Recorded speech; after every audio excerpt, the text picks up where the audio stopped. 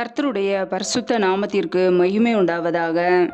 தேவன் அருளிய மினிஸ்ட்ரி மூலமாக உங்களோடு தொடர்பு கொள்வதிலும் அந்த மகிழ்ச்சி அடைகிறோம்.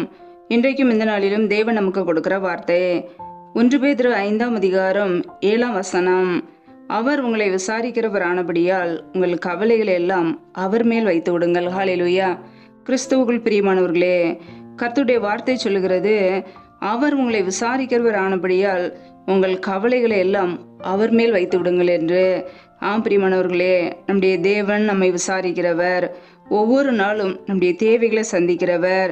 நம்முடைய பாரங்களை, துக்கங்களை, கவலைகளை அவருடைய சமூகத்திலே வைத்து விட வேண்டும். அவர் பார்த்து கொள்வார். ஆனால் நாம் இன்றைக்கு என்ன செய்கிறோம்? நம்முடைய கவலைகளை, பிரச்சனைகளை யோசித்து கவலையோடு, கண்ணீரோடு, வருத்தத்தோடு வாழ்கிறோம். நம்முடைய வாழ்க்கையிலே சத்ருவானவன் ஏதாவது ஒரு பிரச்சனைகளை, வேதனைகளை, சமாதானம் இல்லாத ஒரு சூழ்நிலைகளை கொண்டு வருவான். கர்த்தருடைய பிள்ளைகள் விசுவாசத்திலே உறுதியா இருந்து சத்ருவானவனுக்கு எதிர்த்து நிற்க வேண்டும். நம்மை விசாரிக்கிற ஒரு தேவன் உண்டு. ஒருவேளை மனிதர்கள் நம்மை விசாரிக்க மறந்து போகலாம். உறவினர்கள், சொந்தங்கள், பந்தங்கள் நம்மை விசாரிக்க மறந்து போகலாம். நண்பர்கள், உற்றார் உறவினர் நம்மை விசாரிக்க மறந்து போகலாம். ஆனால் நம்மை விசாரிக்கிற ஒரு தேவன் இருக்கிறார். ஹல்லேலூயா. அவரே மெய்யான இயேசு கிறிஸ்து. பிரியமானவர்களே, ஒவ்வொரு நாளும் நம்மை விசாரிக்கிறார்.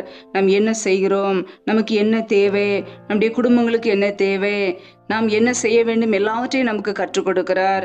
நமக்கு ஆலோசனை கொடுக்கிறார். அவருடைய வழியிலே நம்மை நடத்துகிறார். நல்ல மேய்ப்பனாக இருந்து புல்லுள்ள இடங்களிலே நம்மை மேய்க்கிறார். அமர்ந்த தண்ணீர்கள் அண்டையில் நம்மை கொண்டு போய் விடுகிறார். நம்மை பாதுகாக்கிறார். ஒருபோது நம்மை சத்ருவின் கரத்திலே ஒப்பு கொடுக்க மாட்டார். ஹல்லேலூயா. பிரச்சனைகள், பாடுகள், உபத்திரங்கள் வரும்போது கர்த்தருடைய பிள்ளைகள் சோர்ந்து போகாமல் கவலைகளை அவருடைய சமூகத்திலே அர்ப்பணித்து விட்டு நம்முடைய வாழ்க்கையிலே சமாதானத்தோடு இருப்போம்.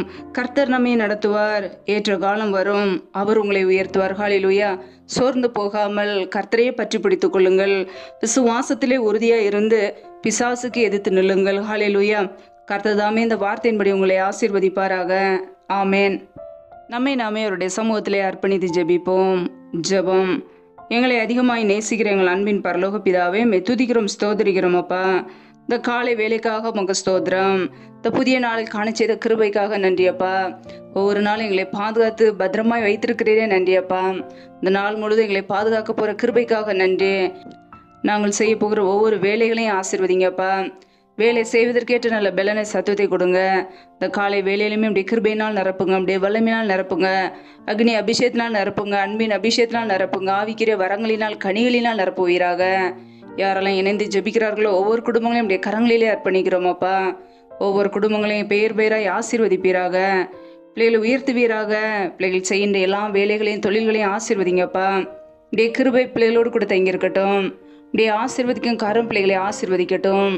நன்மையினால் பிள்ளைகளுடைய வாயை திருப்தியாக்குங்க. ஜீவனுள்ள நாட்களெல்லாம் நன்மையும் கிருபையும் தொடரும் என்னது போல பிள்ளைகளுடைய வாழ்க்கையில நன்மையும் கிருபையும் தொடரட்டும். என் தேவன் ஆசீர்வதிங்கப்பா, வழி நடத்துங்க. பிள்ளைகள் வாழ்க்கையில் இருக்கிற கவலைகள், துக்கங்கள் எல்லாவற்றையும் நீக்கி ஆசீர்வதிங்க. இருதயத்தில் தேவ சமாதானத்தை கொடுங்கப்பா. யாரெல்லாம் பலவீனத்தோடு சோர்வோடு இருக்கிறார்களோ என் தேவன் பலப்படுத்துங்க. பலவீனத்திலும் இப்படி கிருபை, பலன் பிள்ளைகளுக்கு பரிபூரணமாய் விளங்கட்டும். என் தேவன் ஆசீர்வதிங்க, சுகப்படுத்துங்க, நன்மையினால் நிரப்புவீராக. இப்படியே கரங்களிலே அர்ப்பணிக்கிறோம் அப்பா. இந்த நாள் முழுவதும் எங்களை பத்திரமாய் பாதுகாத்து கொள்ளுங்க. எந்த சத்ருவின் கிரியைகளோ, தீமைகளோ எங்களை தொடாதபடிக்கு வேலையடைத்து மறைத்து கொள்ளுங்க. இப்படியே ஆளுகைக்குள்ள, இப்படி அதிகாரத்துக்குள்ளே எங்களை அர்ப்பணிக்கிறோம். எங்களை பாதுகாத்து ஆசீர்வதிப்பீராக. இயேசு கிறிஸ்துவின் மூலம் ஜெபிக்கிறோம் எங்கள் ஜீவனுள்ள நல்ல பிதாவே. ஆமேன். கர்த்தர் தாமே உங்களையும் உங்கள் குடும்பங்களையும் ஆசீர்வதிப்பாராக. ஆமேன்.